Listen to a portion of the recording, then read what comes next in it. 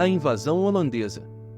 Se à raça negra eram impostas as mais dolorosas torturas, nos primórdios da organização do Brasil, não menores sacrifícios se exigiam dos indígenas, acostumados à amplitude da terra, propriedade deles. As entradas pelo sertão, com o fito de escravizar os selvagens indefesos, se realizavam, naquele tempo, em todos os recantos. Tabas prósperas eram incendiadas de surpresa, no silêncio da noite. São famosas e comovedoras as descrições que desses fatos guardam os documentos antigos. Somente de uma vez, uma caravana de portugueses capturou mais de 7.000 homens válidos, mulheres, velhos e crianças.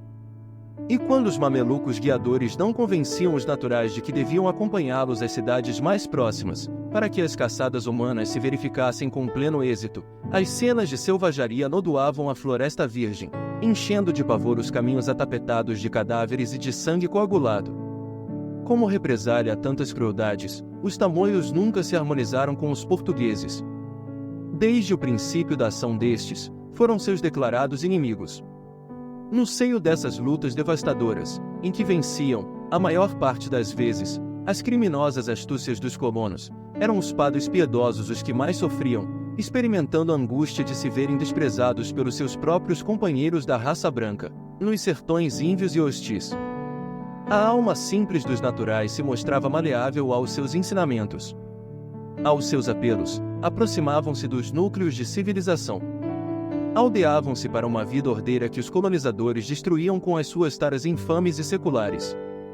Anchieta e quase todos os outros missionários das selvas brasileiras sustentaram demoradas lutas, defendendo os indígenas fraternos. A verdade, porém, é que, embora esfacelassem os púlpitos na pregação da piedade cristã, suas vozes se perdiam na imensidade do céu, sem que seus irmãos da terra as escutassem com a ideia generosa de lhes praticar os carinhosos ensinos. Os primeiros brancos que aportaram à América do Sul, na sua generalidade, não tinham em conta a existência da lei nas extensas florestas do Novo Mundo.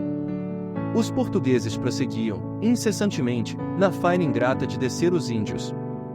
Regressando ao além, os primeiros missionários da caravana luminosa de Ismael pedem a sua colaboração misericordiosa, para que semelhante situação se modifique. Mas, o grande apóstolo de Jesus explica: irmãos, não podemos tolher a liberdade dos nossos semelhantes. Não sou indiferente a esses movimentos hediondos, nos quais os índios, simples e bons, são capturados para os duros trabalhos do cativeiro. Esperemos do Senhor, cujo coração misericordioso e augusto agasalhará todos aqueles que se encontram famintos de justiça. Contudo, poderemos, com os nossos esforços, auxiliar os encarnados na compreensão das leis fraternas, avisando-lhes o coração de modo indireto, quanto aos seus divinos deveres. Infelizmente, não encontramos, na atualidade do planeta, outro povo que substitua os portugueses na grande obra de edificação da pátria do Evangelho. Todas as demais nações, como o próprio Portugal, se encontram presas da cobiça, da inveja e da ambição. Os vícios de todas as identificam perfeitamente umas com as outras, e no povo lusitano temos de considerar a austera honradez aliada a grandes qualidades de valor e de sentimento, que o habilitam, conforme a vontade do Senhor, a povoar os vastos latifúndios que constituirão mais tarde o pouso abençoado da lição de Jesus. Colonizadores desalmados estão em todos os países dos tempos modernos, que não reconhecem outro direito a não ser o da força desumana e impiedosa. Recorrendo, pois, às possibilidades ao nosso alcance, buscaremos, na Europa, um príncipe liberal, trabalhador e justo, que não esteja subordinado à política romana, a fim de caracterizar a nossa ação indireta. Traremos a sua personalidade de administrador para a parte mais flagelada da nova pátria, a fim de que seus exemplos possam servir aos que se encontram na direção das atividades sociais e políticas da colônia e beneficiem, e de maneira geral, a nação inteira. Ele virá na qualidade de invasor, porquanto não encontramos outros recursos para a adoção de providências dessa natureza, mas a sua permanência no Brasil será curta e eventual, apenas durante os anos necessários a que suas lições sejam prodigalizadas aos administradores da nova terra. Preliminarmente, porém, devemos considerar que os seus companheiros não serão melhores que os portugueses, no sentido da educação espiritual. A época é de profundo atraso de quase todos os indivíduos e é para expelir essas trevas da consciência do mundo que nos teremos de sacrificar nas atmosferas próximas da Terra, trabalhando pela vitória do Senhor em todos os corações. Os fatos se verificaram, consoante as afirmações do iluminado preposto de Jesus. Em 1624, a pretexto de sua guerra com a Espanha, os holandeses tomavam de assalto a Bahia, sob o comando de Johan van Dorp. Importa notar que as cenas dolorosas e lastimáveis, decorrentes da invasão, não foram organizadas pelas abnegadas falanges do mundo invisível. As causas profundas desses fatos residiam no estado evolutivo da época. Os morticínios nas praças incendiadas e destruídas se verificavam, todos os dias, entre inevitáveis atritos das raças chamadas a povoar aqueles recantos desconhecidos. Em 1637, entrava em Pernambuco o general holandês João Maurício, príncipe de Nassau. Inumeráveis benefícios e imensos frutos produziu a sua administração no norte do Brasil, que foi sempre a zona mais sacrificada do país. O Recife se ostenta diante da Europa, como uma das mais belas cidades da América do Sul. Olinda é reedificada. Uma assembleia de mecânicos, de pintores, de arquitetos e artistas acompanha o príncipe de Nassau, enchendo a sua cidade de singulares esplendores.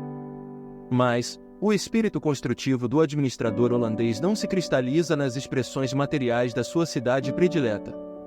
O amor e o respeito que vota a liberdade fazem no venerado de todos os brasileiros e portugueses de Pernambuco, cujas terras, naquela época, desciam até a região do Paracatu, em Minas Gerais. Todos os escravos que procuram abrigo à sombra da sua bandeira de tolerância ele os declara livres para sempre, e os índios encontram, no seu coração, o apoio de um nobre e leal amigo. Maurício de Nassau estabelece a liberdade religiosa e administra Pernambuco, inaugurando aí a primeira liberal democracia nas terras americanas, tais a justiça e a liberdade com que se ouve em seu governo.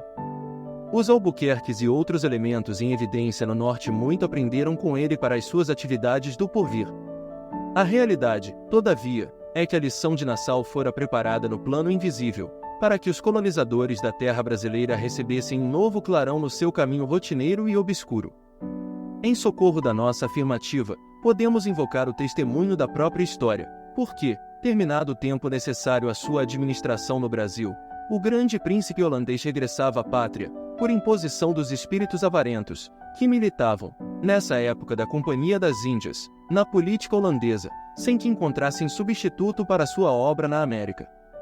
Apesar de suas frotas extraordinárias e poderosas, a Holanda retirou-se do Brasil sem a intervenção de Portugal, bastando, para isso, o concurso dos habitantes da colônia.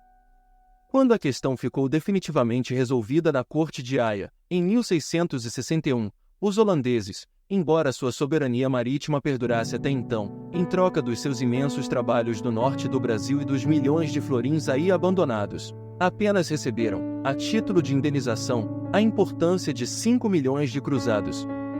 Espero que tenham gostado. Já vai deixando o like, curtindo e compartilhando.